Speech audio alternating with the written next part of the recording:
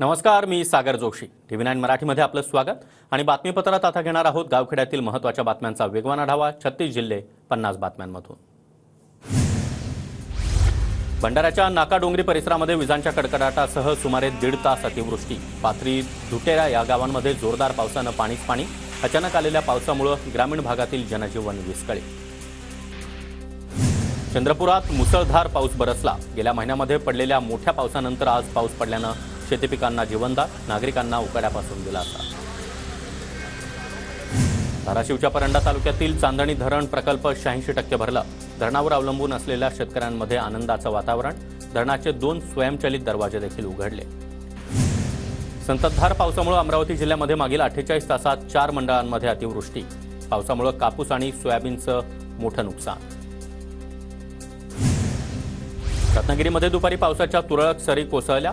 काही दिवसांच्या विश्रांतीनंतर पावसाला सुरुवात. उष्णतेपासून नागरिकांना काहीसा दिलासा. धुळे शहराला पाणीपुरवठा करणारा डेडरगाव तलाव 100% भरला. धुळेकरांच्या पाण्याचा प्रश्न मिटला. वाशिम शहराला पाणीपुरवठा करणाऱ्या एकबुर्जी प्रकल्पाच्या पाणीसाठ्यात वाढ. प्रकल्पामध्ये सध्या 63.7% पाणीसाठा उपलब्ध. जायकवाडी धरणातील पाणी पातळी 32.65%वर. गेल्या 24 तासातील पाण्याची आवक संथ गतीनं.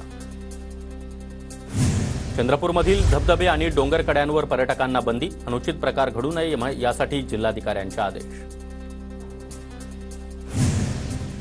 शेतकरी नेते रविकांत तुपकर बुलढाण्याहून मुंबईत पोहोचले. शेतकऱ्यांच्या विविध मागण्यांसाठी उद्या मुंबई मुख्यमंत्री शिंदे यांच्या वर्षा बंगल्यावर आंदोलन करण्याचा पवित्रा.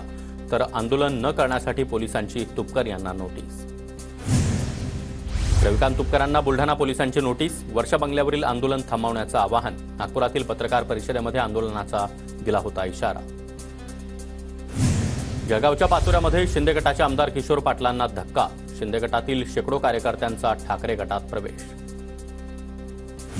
जळगावच्या 40 गावांमधील वेगवेगळ्या गावांमधील सरपंचांसह भाजपच्या पदाधिकाऱ्यांचा ठाकरे गटात प्रवेश. आमदार मंगेश चव्हाण यांना मोठा धक्का. संजय राऊतांच्या उपस्थितीमध्ये पक्षप्रवेश.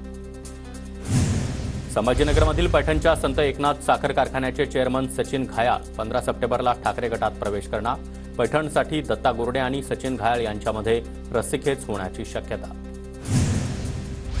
रस्त्यासह मूलभूत सुविधा द्या, अन्यथा देशाच्या सीमेवर लढणारे आमची मुलं परत पाठवा. नांदेडच्या वागदरवाडी गावाला रस्ता आणि मूलभूत सुविधा मिळत नसल्यानं गावकरी संतप्त.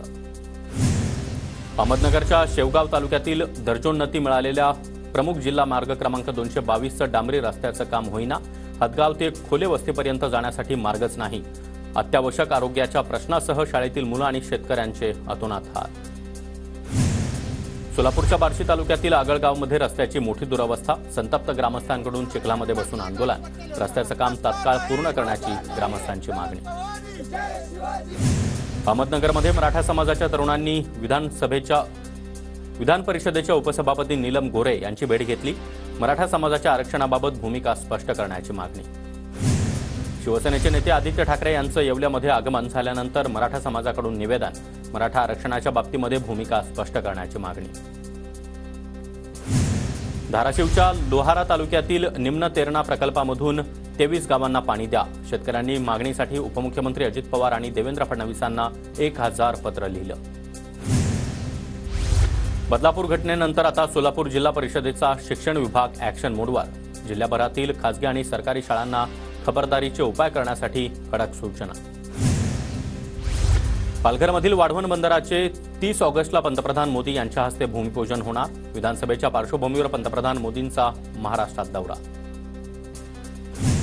श्रीरामपूरच्या MIDCमध्ये महसूल मंत्री राधाकृष्ण विखे पाटील आणि माजी खासदार सुजय विखे यांच्या हस्ते नवीन प्रकल्पाचं भूमिपूजन. 540 कोटींच्या प्रकल्पातून श्रीरामपूरमध्ये बस, रेल्वे कोच आणि अत्याधुनिक शिपिंग कंटेनरचं उत्पादन होणार. नाशिकमध्ये 22 ऑगस्ट ते 5 सप्टेंबर मनाई आदेश लागू. आंदोलनं, सण उत्सव आणि बांगलादेशच्या प्रकरणाचे पडसाद पाहता निर्णय. आदेशाचं उल्लंघन केल्यास कारवाई होणार.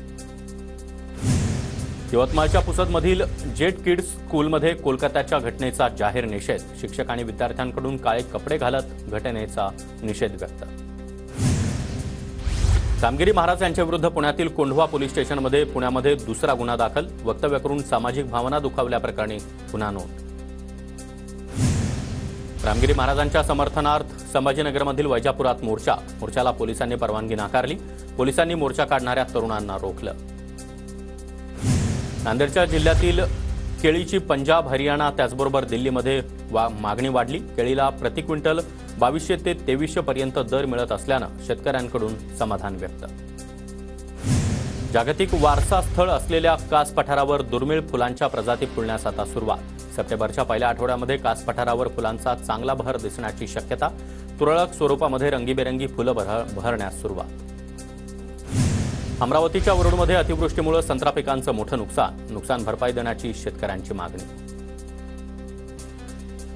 नांदेडच्या नायगावमध्ये शेतकऱ्यांच्या मागण्यांसाठी आसूड मोर्चा. ई पीक नोंदणी रद्द करत कापूस आणि सोयाबीन उत्पादक शेतकऱ्यांना सरसकट हेक्टरी 5000 द्या, शेतकऱ्यांची मागणी.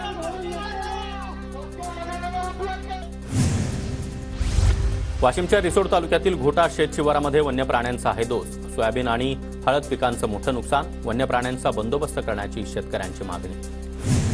रत्नागिरीच्या राजापुरात समृद्ध कोकण संघटनेचं बेमुदत आंदोलन. शेतकरी आणि मच्छीमारांच्या प्रश्नासाठी आंदोलन करण्यात आलं. बुलढाण्याच्या जळगाव जामोदमध्ये पूरग्रस्त दुकानदारांचं तहसील कार्यालयामध्ये ठिय्या आंदोलन. मुख्यमंत्र्यांनी जाहीर केलेली नुकसान भरपाई अद्यापही मिळाली नसल्यानं आंदोलन. तात्काळ अनुदान देण्याची मागणी. सांगलीमध्ये शिवप्रतिष्ठान हिंदुस्थानची मोटरसायकल रॅली. 25 ऑगस्टचा बंद मागे घेतला. बांगलादेशातील हिंदूंवरील अत्याचार थांबवण्याच्या मागणीसाठी दिली होती जिल्हा बंदची हाक. नागपूर विमान धावपट्टीच्या रिकार्पेटिंगमध्ये हायकोर्टसह इतर कोणतंही न्यायालय हस्तक्षेप करू शकत नाही. मिहान इंडिया कंपनीचे हायकोर्टात परखड प्रतिज्ञापत्र. नागपूर खंडपीठानं स्वतःच दाखल करून घेतली होती जनहित याचिका. लातूर विमानतळावर नाईट लँडिंगची व्यवस्था नसल्यानं अनेकदा आपत्कालीन परिस्थितीमध्ये हेळसांड. लातूर आणि मराठवाड्यातील नागरिकांच्या सुविधेसाठी नाईट लँडिंगला सुरुवात करून नियमित विमान सेवा सुरू करण्याची नागरिकांची मागणी.